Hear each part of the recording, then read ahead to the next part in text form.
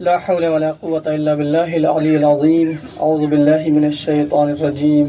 بسم الله الرحمن الرحيم.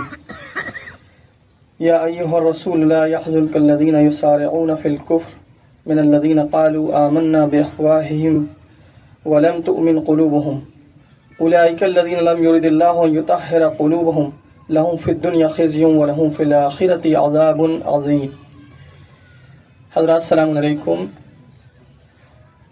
ابھی جس آیت کریمہ کی تلاوت کی ہے سورہ مبارکہ مائدہ آیت نمبر 41 کہ جس میں پروردگار اپنے حبیب کو اپنے رسول کو تسلی دے رہا ہے اور تشفی دے رہا ہے کہ آپ رنجیدہ خاطر نہ ہوں ان لوگوں سے کہ جو کفر کے معاملے میں جلدی کر رہے ہیں، ان لوگوں میں سے کہ جو صرف زبانی طور پہ جنہوں نے کہا کہ ہم ایمان لے آئے جبکہ ان کے دلوں میں ایمان اترا نہیں تھا. یہ وسیم ملعون جو ہے وہ انہی میں سے ایک ہے. یہ اس کا مصداق ہے کہ دل میں ایمان تھا ہی نہیں، اب جو اظہار کر رہا ہے وہ اپنی اس حقیقت کا اظہار کر رہا ہے، پہلے سے تھا ہی نہیں دل میں ایمان. تو اللہ کیا فرماتا ہے، یہی وہ لوگ ہیں کہ اللہ نے چاہا ہی نہیں ہے کہ ان کے دلوں کو پاک کرے، اس لیے کہ دل تب پاک ہوتے ہیں جب پروردگار عالم چاہتا ہے. اور پھر اللہ نے اس کے بعد کیا فرمایا، اللہ کے تمام وعدے سچے ہیں میرے عزیزوں. اللہ فرماتا ہے لہم فی الدنیا خزی، دنیا میں ان کی رسوائی ہے، دنیا میں رسوا ہوں گے. وَلَهُمْ فِي الْآخِرَةِ عَذَابٌ عَظِيمٌ، اور آخرت میں ان کے لیے بہت بڑا عذاب ہے.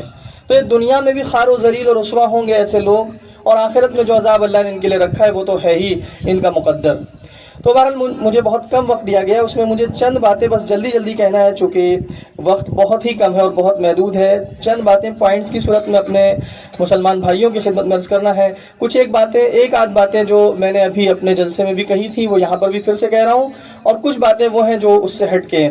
سب سے پہلی بات یہ ہے کہ ہم سب الحمدللہ اس بات کو بخوبی سمجھتے ہیں اور جانتے ہیں کہ یہ وسیم رشدی یا وسیم جو رضوی کو اب لوگ رشدی کہہ رہے ہیں، وسیم یہ ملعون جو ہے یہ کسی فرقے کا آدمی نہیں ہے. ٹھیک ہے، اسے کوئی فرقے سے جوڑ کے نہ دیکھا جائے کسی فرقے سے. یہ ویسے ہی شیعہ فرقے سے تعلق نہیں رکھتا جیسے سلمان رشدی اور تسلیمہ نسرین سنی فرقے سے تعلق نہیں رکھتے. اصل میں یہ سب کون لوگ ہیں؟ یہ سب دنیا پرست لوگ ہیں، اور انہیں صرف مال و دولت اور شہرت اور دنیا کی چند روزہ حیات چاہیے، اور اس میں کچھ آسائشیں چاہیے، اور وہ بھی نہیں انہیں میسر آئیں گی انشاءاللہ تعالی. اب یہ کہ مسلمان بھائی ہمارے بیدار ہیں. اصل میں دشمن جو ہے وقتاً فوقتاً یہ سب کرتا ہے. ابھی آپ کو پتہ ہے کہ الیکشن ہونے والے ہیں یو پی میں، تو دشمن چاہتا ہے فضا کو ناسازگار کیا جائے. تو مسلمان الحمدللہ بیدار ہیں، لہٰذا یہ دشمن جو مسلسل اس طرح کے کام کرتا رہتا ہے اور اس طرح کے تیر چلاتا رہتا ہے، انشاءاللہ اس کا یہ تیر بھی ہماری بیداری اور اتحاد سے خالی جائے گا، اور انشاءاللہ اس کا یہ حربہ بھی ہمیشہ کی طرح ناکام ہوگا. اس لیے کہ اب بیداری اور اتحاد پہلے سے کہیں زیادہ ہے الحمدللہ، اور اسی بیداری اور اتحاد پر ہمیں قائم رہنا ہے. ایک بات یہ ہے جو مجھے گزارش کرنا ہے، وہ یہ کہ بیداری اور اتحاد کے ساتھ ہمیں اس بات کا خیال رکھنا ہے کہ ہم کوئی بھی ایسی بات نہ کریں، نہ کوئی ایسا کام کریں کہ جس سے کہیں انڈائریکٹلی دشمن اپنے مقصد میں کامیاب ہو جائے. یہ توجہ رکھنا ہے ہمیں، کیونکہ وہ چاہتا یہی ہے کہ ہماری طرف سے کوئی ایسا رد عمل آ جائے کہ جس سے اس کا مقصد پورا ہو جائے. تو الحمدللہ آپ سب فہیم ہیں، سمجھدار ہیں، باشعور ہیں. مجھے امید ہے ایسا کوئی قدم ہم اٹھائیں گے ہی نہیں کہ دشمن کامیاب ہو، بلکہ جو اس کا شر ہے اس کی طرف پلٹا دیا جائے گا انشاءاللہ. اس لیے میں یہ گزارش کرنا چاہتا ہوں کہ اس معاملے میں جو ہے وہ ہم یہ کر سکتے ہیں کہ ہم جس ملک میں رہتے ہیں، ظاہر ہے کہ یہاں پر ایک کانسٹیٹیوشن، ایک آئین ہے، ہم اس کے وفادار ہیں اور رہیں گے. ہم اس کے وفادار ہیں، کسی خاص حزب یا پارٹی کے وفادار نہیں ہیں، یہ بھی واضح کرتے چلیں. ہم جس ملک میں رہتے ہیں اس کے آئین کے وفادار ہیں. اور یہ بات واضح کر دیں یہاں سے تمام لوگوں کے لیے کہ دیکھیں، یوں تو ہمارے یہاں ایسے مجرم کی سزا طے ہے، لیکن چونکہ ہماری حکومت نہیں ہے لہٰذا ہم یہاں پر آئین کے مطابق چلنے کی کوشش کر رہے ہیں، اور ہم یہاں پر اپنا مطالبہ یہ رکھ رہے ہیں کہ ایسے انسان کو فوراً گرفتار کیا جائے اور اسے کڑی سے کڑی سزا دی جائے، اسے سلاخوں کے پیچھے پہنچایا جائے، اور اس قسم کے لٹریچر کو فوری طور پہ بین لگایا جائے. یہ ہمارا مطالبہ. اور یہاں پہ ایک بات عرض کروں، یہاں پر ہم عدالت عظمیٰ سے بھی ایک درخواست کرنا چاہتے ہیں.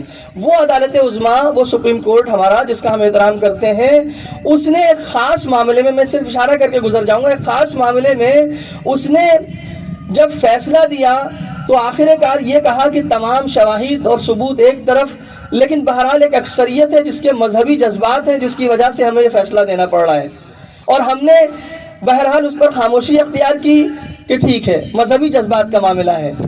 تو اب میں عدالت عظمیٰ سے سوال کرتا ہوں کہ کیا آپ کو یہاں پر سیو موٹو نہیں خود فائل کرنا چاہیے پہلے سے، یہ دیکھ کر کے کہ ایک اتنی بڑی جمہوریت میں اقلیت کے مذہبی جذبات کو نشانہ بنایا جا رہا ہے اور آپ دیکھ رہے ہیں اس کو؟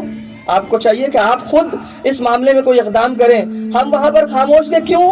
اس لیے کہ ملک کے امن و امان کا مسئلہ تھا۔ آپ نے کہا کہ ملک کی فضا خراب نہ ہو جائے۔ ہم بھی یہ کہتے ہیں کہ اب اس طرح کے معاملات سے کیا ملک کی فضا خراب نہیں ہوگی؟ کیا آپس میں جو بھائی چارہ ہے وہ ختم نہیں ہوگا؟ امن و شانتی کو نقصان نہیں پہنچے گا؟ تو حکومت، اب میں نے ایک بات وہاں بھی کہی تھی اور یہاں بھی کہہ رہا ہوں کہ اب حکومت سے مطالبہ نہیں کر رہے ہیں، ہم سوال کر رہے ہیں اور سوالوں کے گھیرے میں کھڑا کر رہے ہیں کہ اس سے پہلے بھی اس نے کئی حرکتیں کی، اس پر ہم نے ایکشن لیا، آپ نے کوئی ایکشن کیوں نہیں لیا اب تک؟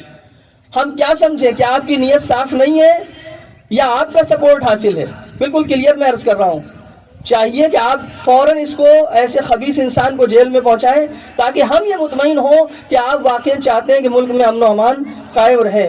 آزادی خیال کی بات ہوتی ہے، بے شک آئینی حق ہے، بنیادی حق ہے ہمارا، لیکن آزادی خیال کی ایک حد ہے، آزادی اظہار کا ایک حد ہے، معین ہے۔ آپ آزادی خیال کے نام پہ کسی دوسرے کی آزادی کو سلب نہیں کر سکتے، کسی دوسرے کے مذہب کے اوپر آپ انگلی نہیں اٹھا سکتے۔ ایک بات اور عرض کروں، ایک دو بات اور بات تمام کر رہا ہوں۔ یہ جو معاملہ ہوا ہے اس کے بعد اگر اب بھی کسی مسلمان کی دینی غیرت جوش میں نہیں آ رہی ہے تو میں اسے منافق سمجھوں گا، معذرت کے ساتھ۔ یعنی اس سے زیادہ کیا ہوگا کہ ہمارے نبی کے اوپر حملہ ہو اور ہماری دینی غیرت جوش میں نہ آئے؟ اس کا مطلب ہم نے صرف زبانی کلمہ پڑھا ہے، اس کا مطلب ہم جو کہتے ہیں لا الہ الا اللہ محمد رسول اللہ صلی اللہ علیہ وآلہ وسلم، ہم یہ صرف زبانی کہہ رہے ہیں، ورنہ اس کے بعد پھر اس سے زیادہ کیا ہوگا؟ آج اگر کسی انسان کے کسی باپ دادا کو جو دنیا سے گزر گیا ان کی کوئی توہین کرے تو ہمارا خون کھولنے لگتا ہے۔ ہمارے نبی کی توہین ہو رہی ہے اور ہم بیٹھے رہ جائیں، اس کا مطلب یہ ہے کہ پھر ہمارے ایمان میں کوئی کمی ہے۔ اب ہمیں دیکھنا پڑے گا ہم مسلمان ہیں بھی کہ نہیں۔ رسول خدا کی ذات ہمارے لیے خط سرخ ہے، ریڈ لائن ہے، ہم اس سے کسی کو کراس نہیں کرنے دیں گے۔ یہ ہماری مقدس ہستیاں ہمارے سر کا تاج ہیں، ہم ان سے کسی کو ان کی شخصیت اور ان کی عظمت کے اوپر کسی کو انگلی نہیں اٹھانے دیں گے میرے عزیزوں۔ اور یہ کہ ہمارا سارا دین وابستہ ہے اللہ کے رسول سے۔ آج ہم جو کچھ جانتے ہیں، چاہے وہ اللہ کو پہچانتے ہیں، چاہے وہ اللہ کا کلمہ پڑھتے ہیں اس کی وحدانیت کا، چاہے وہ نماز ادا کرتے ہیں، روزہ رکھتے ہیں، حج کرتے ہیں، دوسرے ہم جو فرائض ادا کرتے ہیں، یہ کس نے ہمیں دیے ہیں؟ یہ اللہ کے رسول نے دیے ہیں۔ یعنی گویا ہمارا سارا دین اللہ کے نبی سے وابستہ ہے۔ اللہ کے نبی کی ذات نہ رہے تو پھر ہم رہ کے کیا کریں گے؟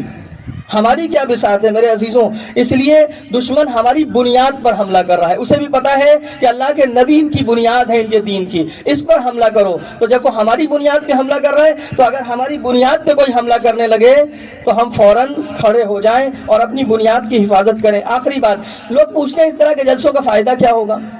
جی فائدہ ہوگا، پہلا فائدہ یہ ہوگا کہ آپ ثابت کریں گے کہ آپ اللہ کے رسول کے وفادار ہیں، آپ کو اللہ کے رسول سے محبت ہے۔ پہلا فائدہ تو یہ ہو گیا، یعنی ہم تو کم سے کم ظاہر کریں کہ ہاں ہمیں اللہ کے رسول سے محبت ہے۔ دوسرا فائدہ یہ ہے کہ ہم نے دیکھا ہے میرے عزیزوں اس طرح کے احتجاجوں سے اور جلسوں سے اور سوشل میڈیا کے پروٹیسٹ سے حکومتیں بدل گئی ہیں۔ یہ تو ایک شخص سے ملون یا اس کے پیچھے چند افراد ہیں، ان کی کوئی حیثیت نہیں ہے۔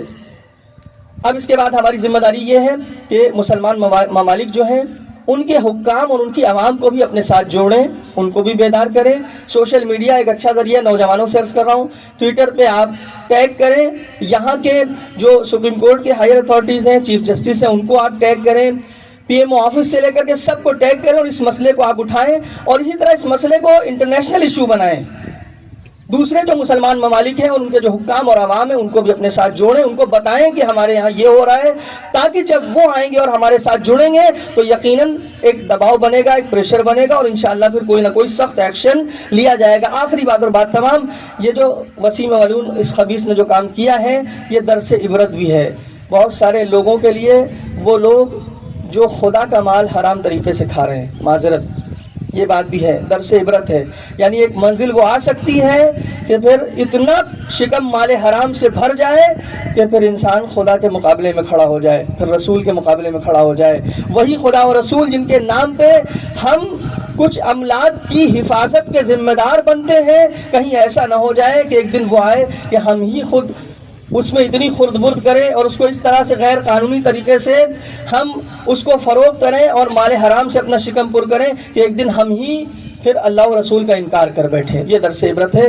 بس میرے عزیزوں اسی کے بعد اپنی بات کو تمام کیا. پروردگار سے دعا ہے پروردگار ہمیں سچا پیروکار رسول صلی اللہ علیہ وآلہ وسلم قرار دے اور ہماری اس مختصر سی کوشش کو قبول فرمائے اور اس میں اثر پیدا کر دے. وآخر دعوانا الحمدللہ رب العالمین.